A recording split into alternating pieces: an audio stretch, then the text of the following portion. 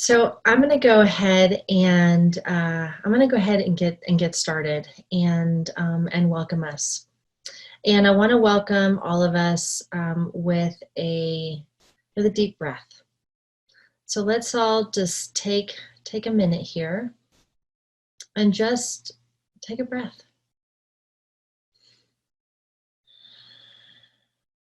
Just begin to settle and ground for a minute.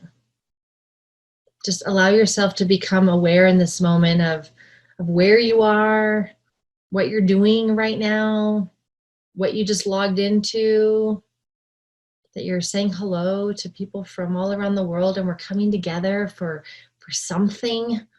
You know, maybe you're like, I don't even know what it is that I signed up for, but I'm here and something's going to happen in the next 6 weeks, but just begin to orient. So let me also orient you into what we are going to be doing. So the first thing that I just want to tell everyone is just thank you, just a genuine thank you for being here, for being a part of this, for wanting to learn and to get resourced in the next 6 weeks in community. And just thank you for your participations in for those of you that were part of the Regulating Through the Coronavirus, the part 1 and part 2. It's just been awesome. It's just been really awesome to see what has been created. And for those of you that have emailed questions and just know that if you've asked a question in the last couple weeks, or if you filled out the survey, I want you to know that they were all written down. I have a list of every single question that has come into the Institute in the last many weeks, and it's a lot of questions, and it was the inspiration for what we're about to do, because there's so many questions on so many different topics, and it just didn't make sense to just do one more webinar. It really felt like something different needed to be created. So thank you. So what we're going to be doing, we're going to meet together like this one time in the next 6 weeks, one time a week. Now, I also am really aware, and we'll talk about this in a minute, when we normalize where we are right now and what's going on for all of us, that there is a certain level of exhaustion. There's a certain level of fatigue. Everybody has different needs. And I want you to really use this in the way that you feel that you need. So if you're like, I want to be live every single one of them, awesome. If you're like, I need to sleep and I'll watch it in the morning, then awesome. If you're like, I just need to log on for 20 minutes and just feel like a part of a community and then I need to watch later, awesome.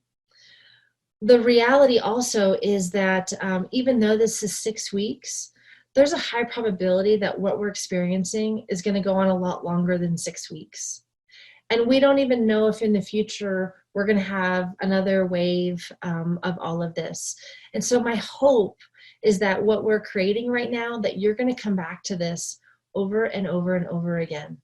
And that we're really going to create a bit of a template for you to help you and resource you in the next 6 weeks, so that whether we have to go through another round of this, you're like, wait a second, I have resources. I can go back. I can watch. I can remember what I learned. I can remember what that journey was like for me. Or maybe it's, okay, taking the information here and using it in your own way to turn around and help families that you're working with, help your own family. Everything that we're going to talk about in the next 6 weeks is what is helpful in a crisis, like what we need. And whether it's the coronavirus, whether it's just something really hard happens in your own life, you can take what we're about to go through and just apply it. Just apply it. So I mentioned already that so many of you have already asked questions.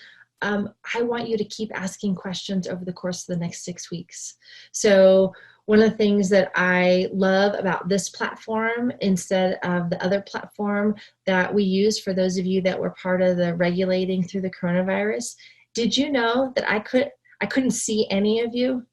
I don't know if you know that about that platform. Wow. So in that experience, I was talking to the ethers, feeling you on the other side, but I couldn't actually see you.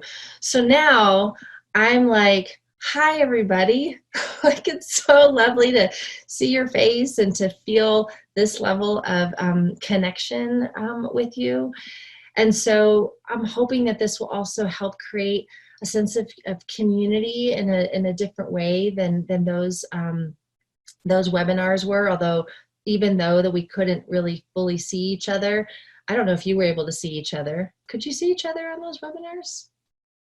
You couldn't either? Okay, so now we really get to have a sense of community in this. But so all of that to say, as I'm welcoming us into this, that this is for us, that this is for us. And this is something that, again, I hope you use in the way that you need, that's most nurturing for you, and that you come back to over and over and over again as you need to, for your own self and for your own education and learning, so you can turn around and apply. So enrolled in this course, right before this, we had 170.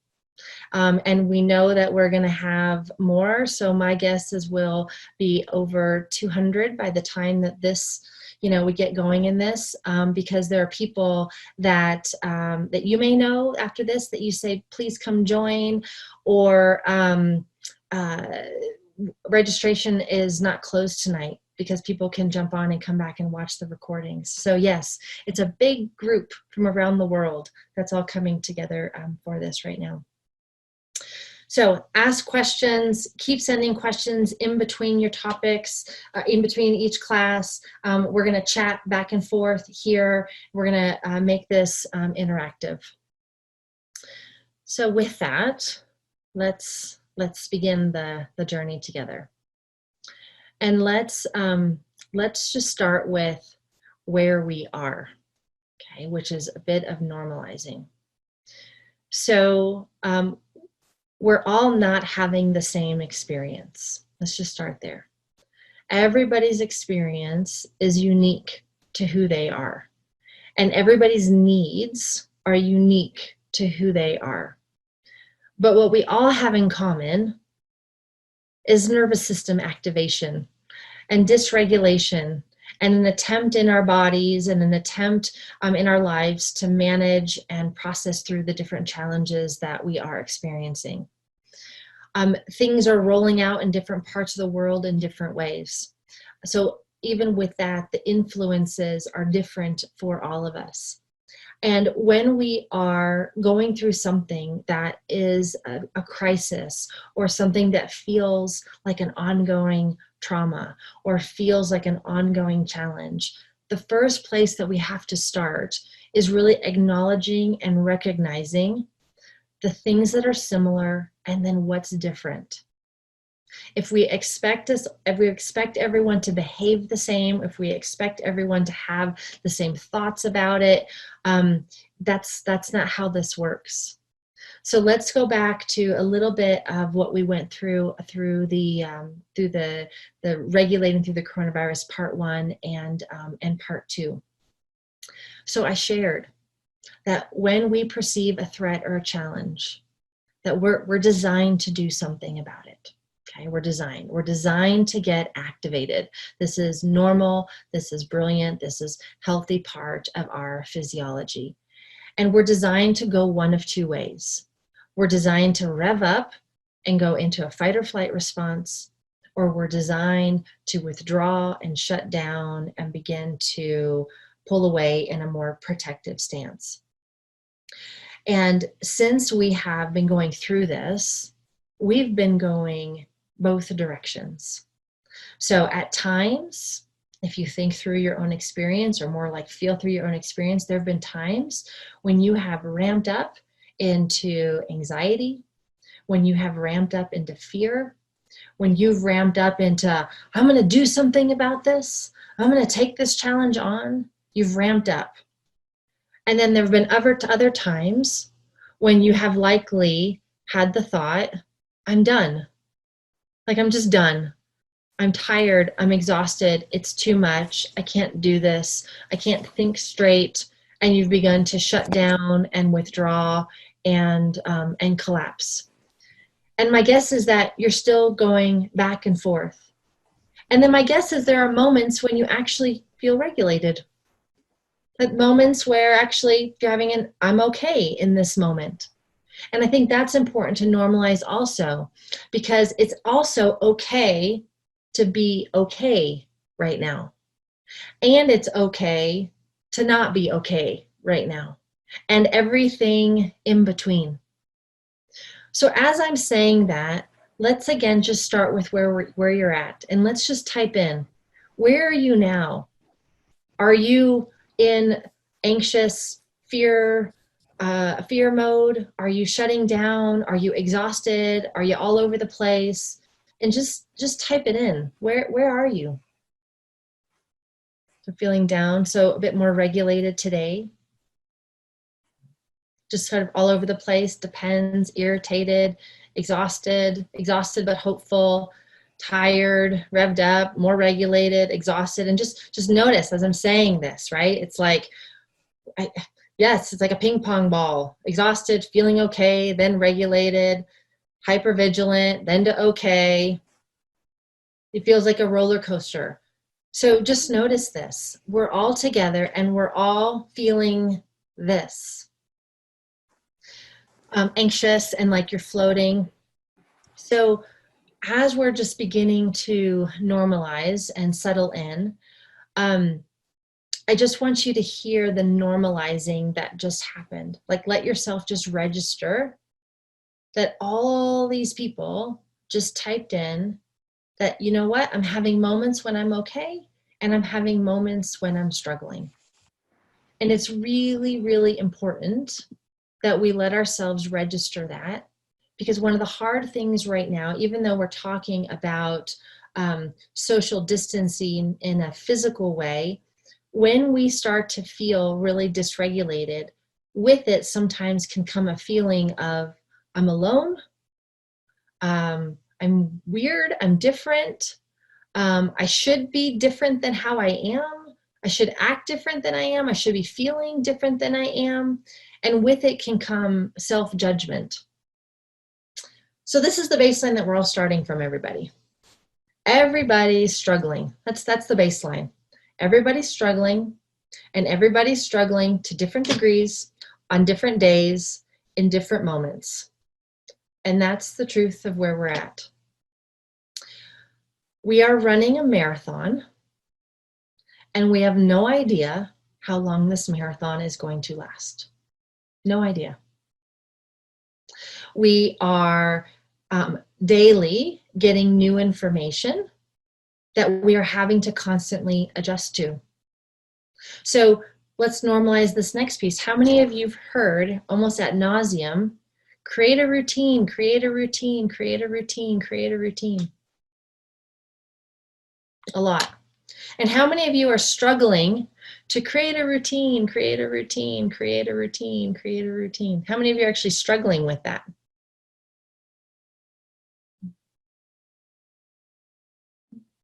Yes. And the reason why is because you're creating a routine that's based on something that's constantly changing. So we create a routine, and then we get new, and then the next day just needs a different routine. And then we create another routine, and then we get new information the next week, which requires a new routine. And so when we think about, let's create a routine, sometimes we think about, let's create a routine that somehow is going to stay our new static routine. Your routine is, what's your routine for today? I want you to bring it closer. What's your routine for today? What's the routine for this week? Because you have no idea what's going to happen next week. And next week might require a completely different routine. So again, this is where we're at. We're trying to get our footing. We're trying to create routine. We're having to do it around constantly changing pieces of information and data. We're having moments when we feel like we can handle it. And we have other moments when we feel like it's too much. And we have other moments when we're revving up and we're going into a fight or flight response. So let's all take a deep breath. Just for a minute for us to just acknowledge, yep, that's where we are. Maybe even invite another breath in.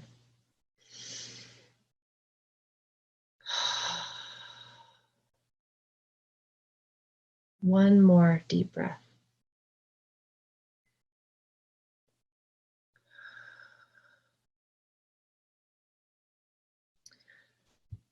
So as we go through the next 6 weeks, we're going to get into the details. We're going to talk about the parenting. We're going to talk about how do we set stuff, how do we support kids right now with homeschooling. We're going to talk about the conflict that is emerging in people's homes that no one wants to talk about. We're going to talk about the impact on relationship.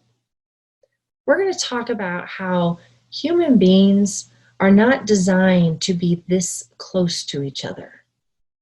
That we're actually designed to have closeness and separateness. And there's a reality that begins to happen when there's been too much closeness. Are you there? Is your family there? Where you're like, too much closeness? Some of you? Yep. And then some of you may be on the complete opposite end of the spectrum where it's like, no, I haven't had enough closeness because I'm living by myself or I'm on my own and I'm actually craving more closeness. So the other end of the spectrum, we're also not designed to have this much aloneness. So we're gonna talk about these, right? Talk about these pieces. We're gonna talk about the challenge with the work-home balance. Right? We're gonna get into these pieces. But before we can get into these pieces, we have to start with us.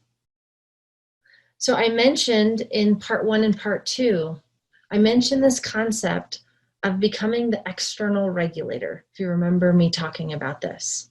I mentioned this idea that right now, as we are starting to feel all the dysregulation, that it's not about trying to be calm right now. It's not about trying to pretend like we're not having a particular experience, but that really the work right now is how do we connect with ourselves in the midst of whatever it is that we're experiencing, whatever it is, so that we can eventually become the external regulator for someone else. So lots of the questions that came in were oriented around how do I help my kid? Or how do I help my partner? Or what do I do to help others? And what we really need to talk about, and this is going to be the topic of today and where we're going to start with today, is how do we help ourselves first? It has to start with us first before we can even begin to brainstorm and talk about what happens out there, outside of ourselves. So the first place is for us to check in. And I want us to begin to check in at a deeper level than how am I doing? The deeper check-in level is how's my body doing? How's my spirit doing? Which is deeper than how am I doing? Right? How's the essence of me holding up in this? Am I losing myself? Have I lost myself? Where did I go?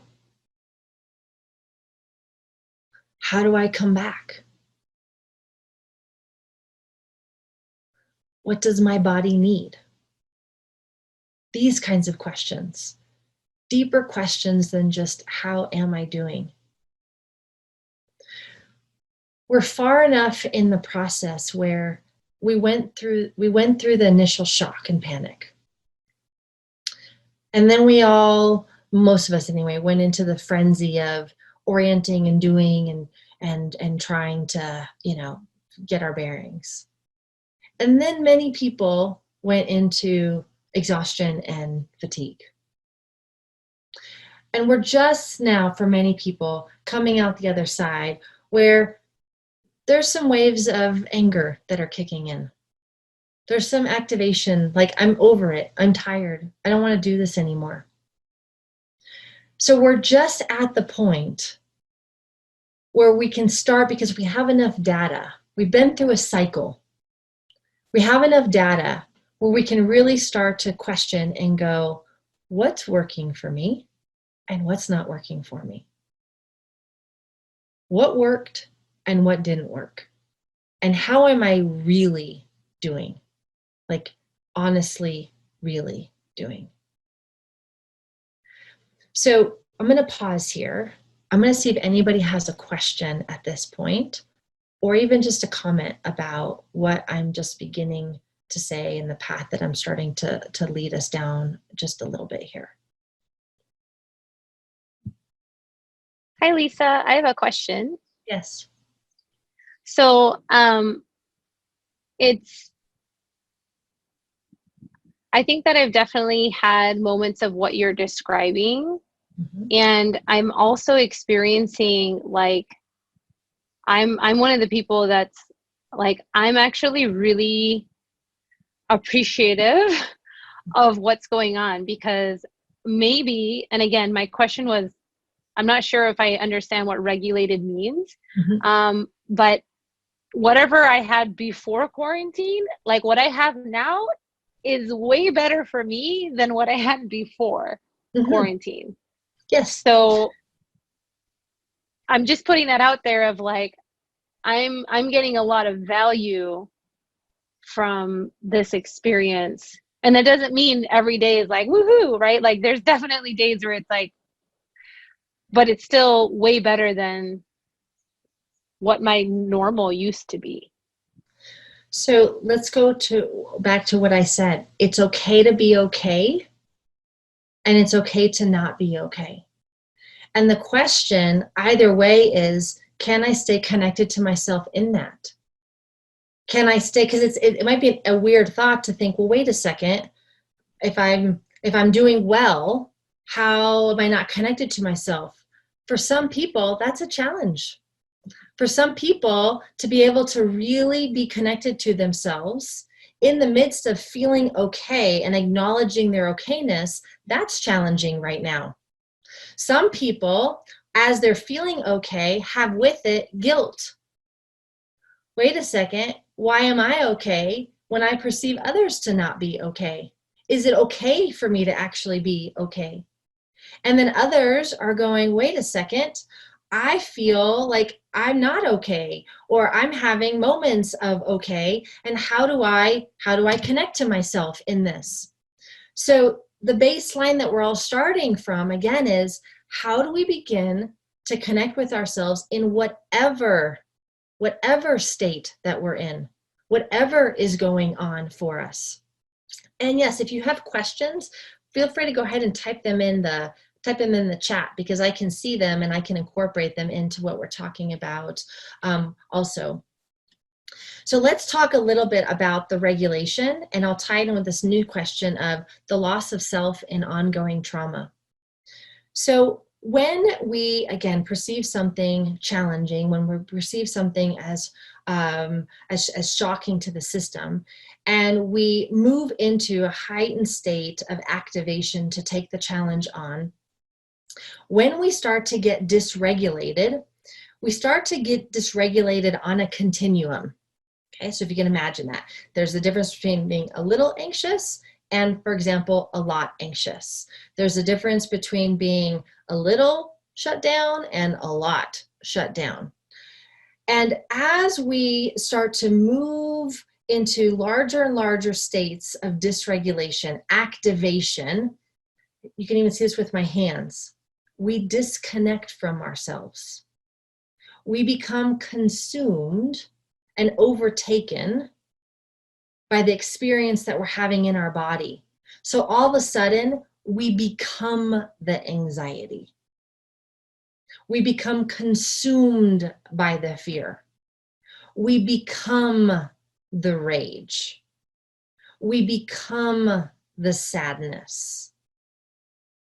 And there's no separation. It's as if that experience we're having becomes all consuming. And in those moments, we can describe it as, I've lost myself. I've disconnected from myself. I've become the trauma. I've become the crisis. I've become the intensity. And when that happens, there's not a whole lot to grab onto. And so we spin. We spin. We can't find our bearings. We don't know how to come back to ourselves. We don't know. A lot of, for those of you that are therapists on here, you've got clients that are going through this right now. You've got families in crisis that are going through this right now. You may have moments of this within yourself as well. And so what we're talking about is the way through the marathon is to learn how to connect here. How do I stay connected to myself in the midst of this intensity? How do I stay connected to myself in the midst of this activation? In synergetic play therapy, there's a concept that I teach called 1 foot in and 1 foot out. And the idea is that, can I be in the activation and the dysregulation while simultaneously being connected to myself? So, can I feel the intensity and activate my vagus nerve, which we talked about in part 1 of the Regulating Through the Coronavirus webinar? Can I connect to myself where I still have the felt sense that I'm bigger than the activation, which is different than the activation consuming me? I'm trying to say this in a bunch of different ways because you'll hear it in different ways. Can I feel it? So for example, so here in Colorado, they just announced in a week that they're going to start to open things up again. When I heard that, I had a wave of anxiety. Okay, so wave of anxiety. Can I feel the anxiety while simultaneously taking a deep breath and grabbing hold of myself while feeling the anxiety? Which is different than feeling the anxiety, getting lost in the anxiety, becoming consumed by the anxiety.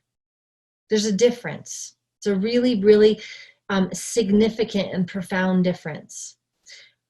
When we are able to feel it 1 foot in and then activate our regulatory system by taking a deep breath, by moving, by having the sip of cold water, by splashing the cold water on the face. I'm thinking of the different things that I taught you in part 1 and part 2. By taking a walk, by pushing on your body, by doing something to help you stay grounded in yourself and connected to yourself. You are giving yourself access up to your prefrontal cortex so that you can still think logically, and you can still think clearly, and you can still have a moment where maybe it's for a split second. You have a moment where you know that I'm okay. Even if I'm anxious, I'm okay. Even if I'm scared, I'm okay. Even if I'm sad, I'm okay. So there's a couple great things that have come in here. So because I tend to check out, I have trouble knowing that I'm dysregulated because I don't feel much at all. I have an easier time knowing I'm dysregulated when I'm anxious or when I'm angry. Great. So knowing that about yourself in a time of heightened activation, can you proactively regulate throughout the day? So like, for example, right now, I'm sitting here with my weighted blanket on my legs. I'm proactively grounding myself so that I can be really present with all of you. It's one of the things that I'm doing. I have my cold water in my cup so that I can stay actively connected to myself while I am with you in these moments. It doesn't mean that I'm not having moments of feeling anxious. It doesn't mean I'm not having moments of just different feelings, but I'm connected to myself as the feelings are passing through. I'm drinking lots of cold water lately, encouraging my 2 daughters to drink ice cold water too. So here's what I want you to type in. What are things that you are doing right now, consciously and maybe not even consciously until I'm talking about this right now, that you're doing that are supporting you in staying connected to yourself? Walking. What else are you doing? Yoga, stretching, riding your horse, dancing, yoga, listening to music, weights, running, walking in nature, deep breaths. Yep, gardening, more walking, meditation, snuggling in blankets, baths, walking near the ocean, meditation. So just notice everyone here is able to identify something that you're doing to help you regulate. The more you are in crisis, or the more the people in your life are in crisis, the more regulation is needed. So almost you can think of it as a scale. The bigger the crisis, the more the regulation.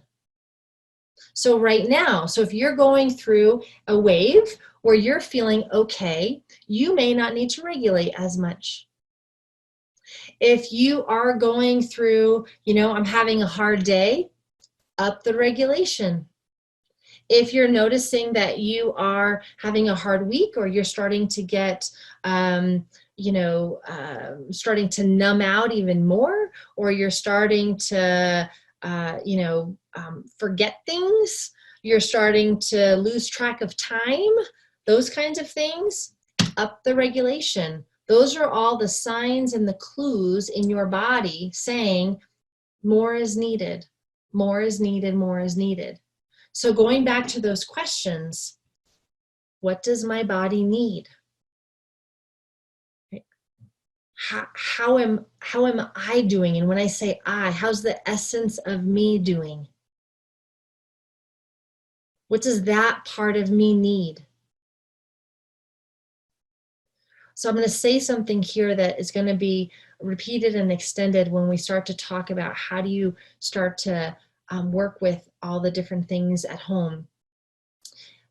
The more you don't attend to what we're talking about now, the higher the probability that you'll feel lost.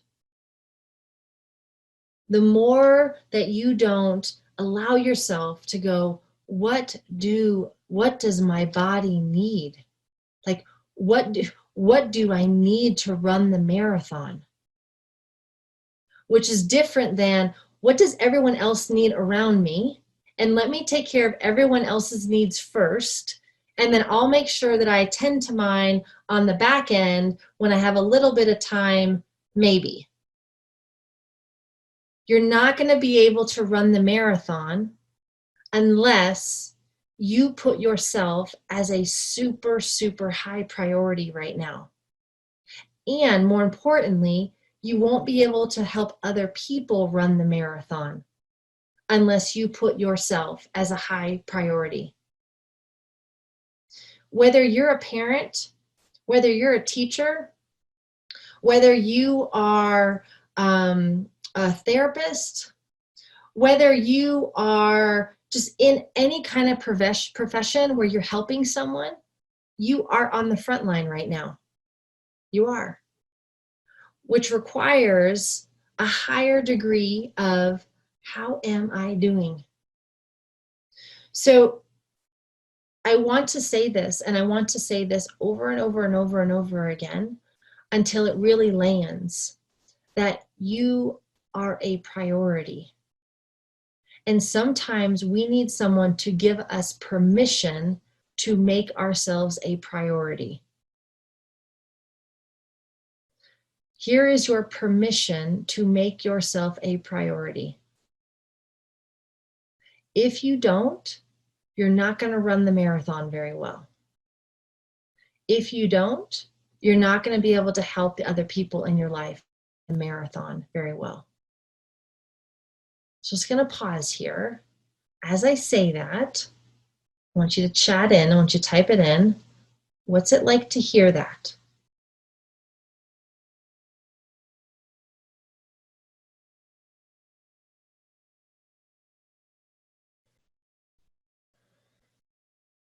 Sobering, validating, helpful reminder, reassuring, refreshing,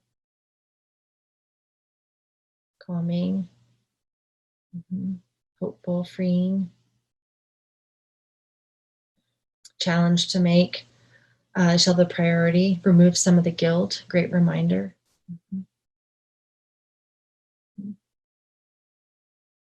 Worthy, different, overwhelming. So can I name the next level, that the thing that comes usually after this? So we're given permission to make ourselves a priority. And then right on the other side of that is, but wait a second, that means I have to set boundaries. But how do I set the boundary in my home? But wait a second, I have to attend to the kids. But wait a second, I have to work right now to bring the money in. But wait a second, I don't know how to make myself the priority. That's what's on the other side of that.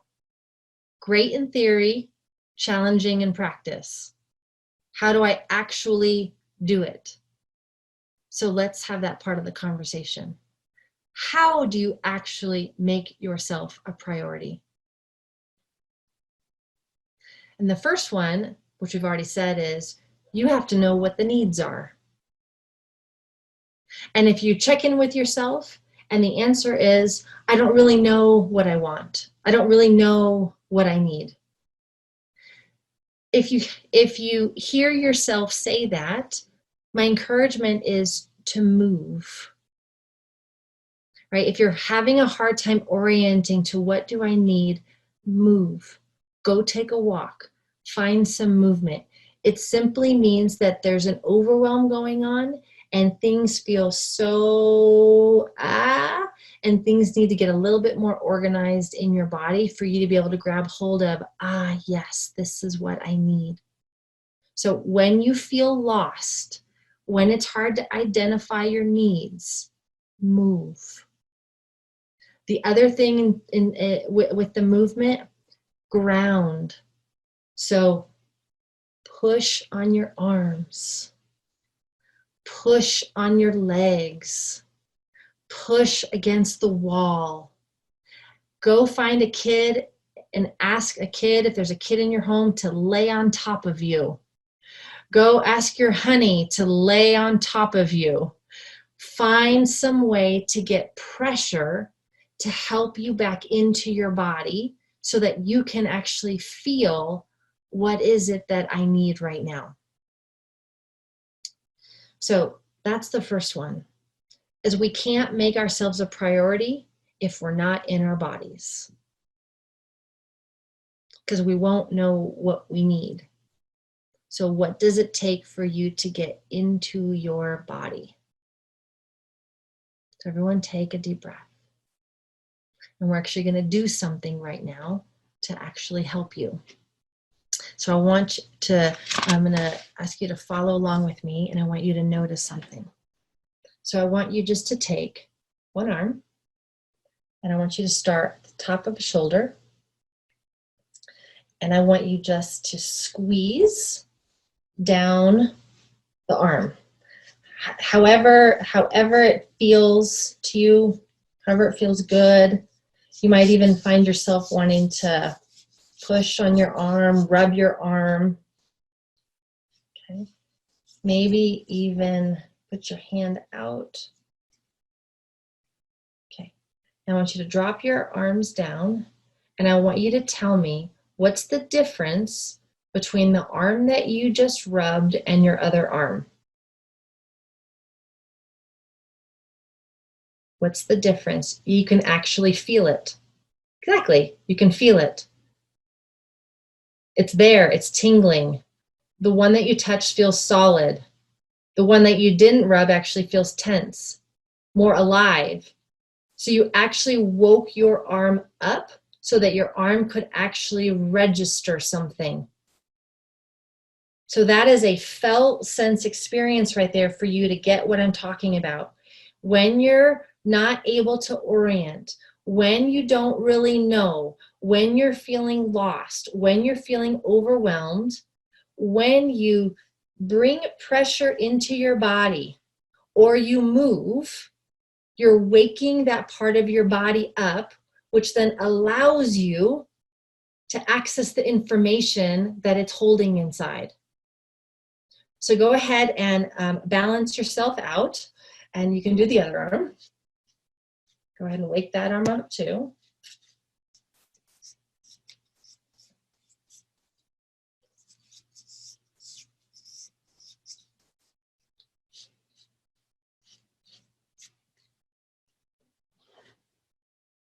And just notice your arms.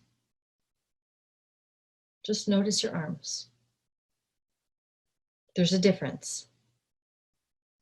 You can do it with your legs. Again, you can push up against a wall. You can push into your chair. But step one, I can't know what I need unless some part of me is connected into my body. So if you're not feeling connected into your body, get into your body. And then from there, ask yourself what you need. In the moment, it may be something as simple as, I just need to stretch. It may be, I need to go eat something. It may be, I need to go get a glass of water. It may be, I need to, whatever, I need to go take a walk. If you are in a position to give it to yourself, please give it to yourself. Even if it's in a tiny, small dose, those little moments of connecting with yourself throughout the day. Now, you may also register, what do I need? And you may go, I need space from my kids. That may be the thing that registers in your mind, right? Or I need to, well, actually, let's even type it in. What are some of the needs that are coming up for all of you?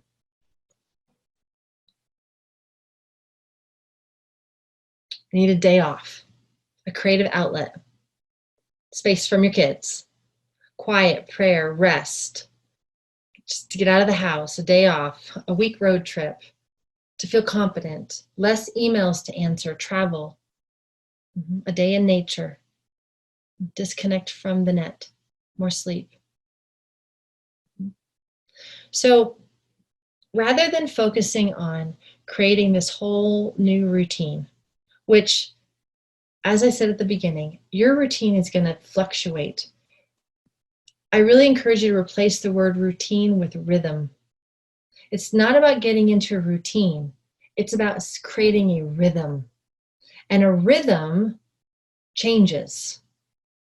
Right? How do I get in a rhythm? If there is a way that you can give yourself what you just said, give it to yourself.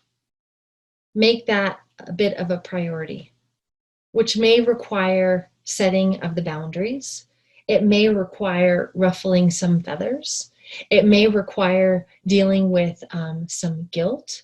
It may require some, and you can go type it in. When you think about what you just wrote in there, what, if any, what's in the way of you giving yourself that?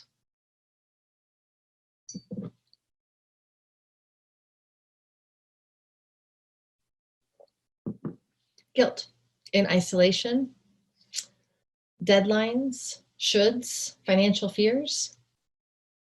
Just need to ask. The demand of your assistance and help, just that you just didn't put yourself on the schedule, abandoning those counting on me.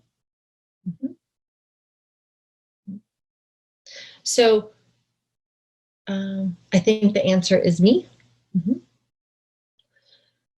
So as we are continuing down this path, next time when we get together, what we're going to talk about, by the way, are the boundaries. We're going to talk about boundaries and conflict. That's what we're going to talk about for next time. But again, this time is about orienting to us and getting clear on what we need, and for you to start to look at what's actually in the way. What are my beliefs? What are the fears? What am I telling myself that's actually in the way of being able to get what I need? Now, you may have a legitimate need that says, I need to be physically touched. And you live in a home by yourself. And so it's like, how do I get physical touch when I live in a home by myself? And then it's looking at, all right, well, how can I create touch in other ways? Is it, again, through a weighted blanket? I actually did this one. Actually, I just feel like doing this with all of you just because I think it's quite lovely, and I think that it is something that deep down that we're all craving right now. Sometimes we feel like when we are isolated that we can't experience a deep level of connection at the way that we could if someone was with us, and we feel like we are missing out on touch. I want everyone right now to put your hand up on the screen. Okay. Just like put your hand up. And I want you to touch my hand. I want you actually to reach out and actually touch my hand. And just notice what that feels like when you reach out and just touch my hand. What does that feel like? Safety, warmth, warm, connection, soothing, connection. Made you tear up, joy. One of the things that I know that this might seem like a little tangent, but it just sort of came up in me and I wanted to share. We can still feel deep, deep levels of connection, deep, deep levels of touch, even through a computer screen. We just don't often give ourselves permission to ask somebody if they will touch us back through a computer screen. We don't give ourselves permission because we think like that would be weird or something. But to be able to actually ask for a hug, or to put your hand up, or gosh, to put your cheek up. I mean, how intimate would that be? To put your cheek up and have somebody come up and say, would you put your cheek up next to my cheek? And just to notice the intimacy of just even making the gesture of putting a cheek next to a cheek. It's very emotional, right? It's very emotional. So even when we think about this thing that I need, I can't have, I encourage you to look at, but how can I still create it for myself? How can I still make it happen? Even if I have to adjust the form of it slightly, how can I still get that, that connection? Okay, and so some said, I wish I had the same experience. I don't know if that's referring to what, what just happened here or something different. Um, but again, it's like, yeah, so here, so I don't know if you want to share now, but what was the experience here? Was there still a feeling of disconnect? Was it a feeling of what happened?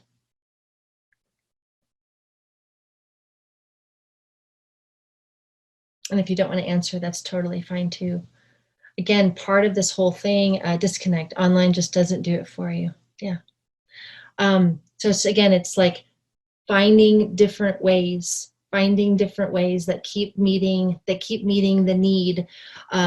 Because at the end of the day, let me back up and say it this way.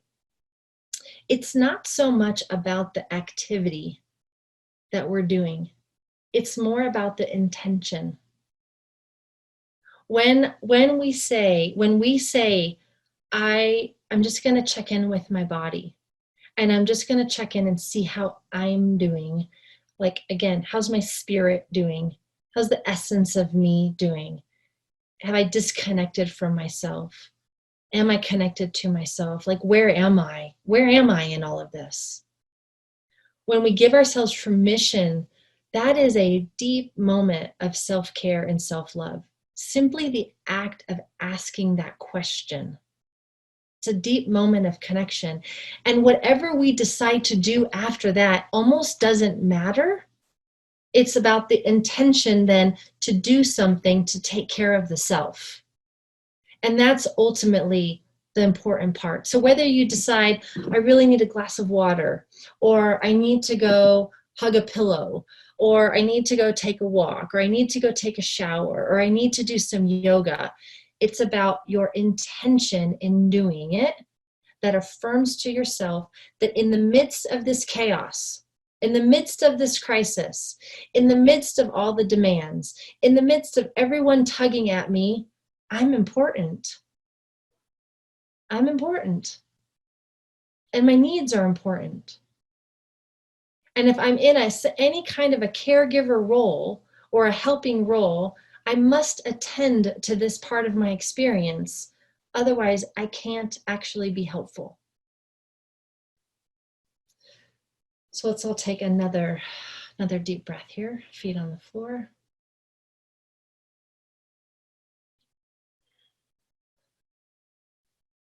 So I want everyone to just close your eyes for this is just going to be 20 seconds. Just close your eyes.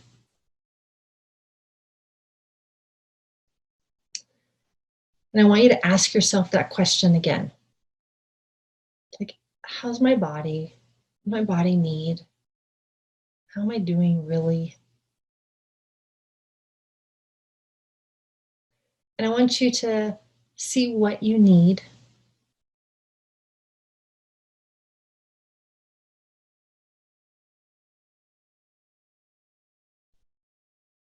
And then here's what I want you to simply observe this week. Can you give that to yourself? Why or why not? With no judgment. Are there fears in the way? Is it just that you just hadn't given yourself permission? And just begin to look at what's in the way of you actually giving yourself what you need. Because those will become the questions and the things that we're going to tackle in the next 5 weeks. So again, we're running a marathon. And the only way we're going to get through the marathon is our relationship with ourselves. That's the way through the marathon.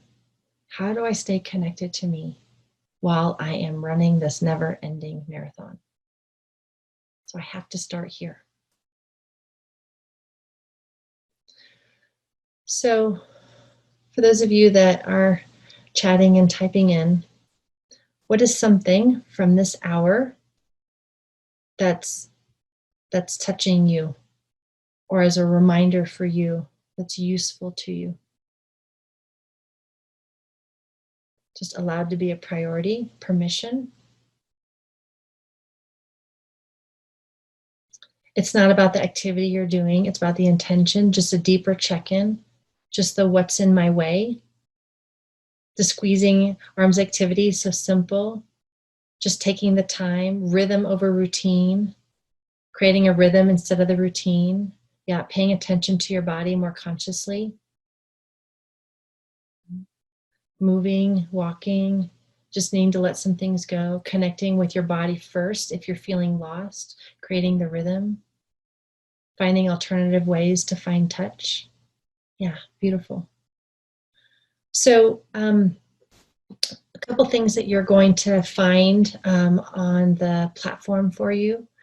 One is a recording of this if you want to go back and you want to watch it. The other is gonna be putting together basically like just like a highlight sheet of this, some of the different key pieces that we talked about, just so we can take some of the pressure off of your brain of having to remember all of this. And if it's easier for you to kind of look through, just look on a sheet.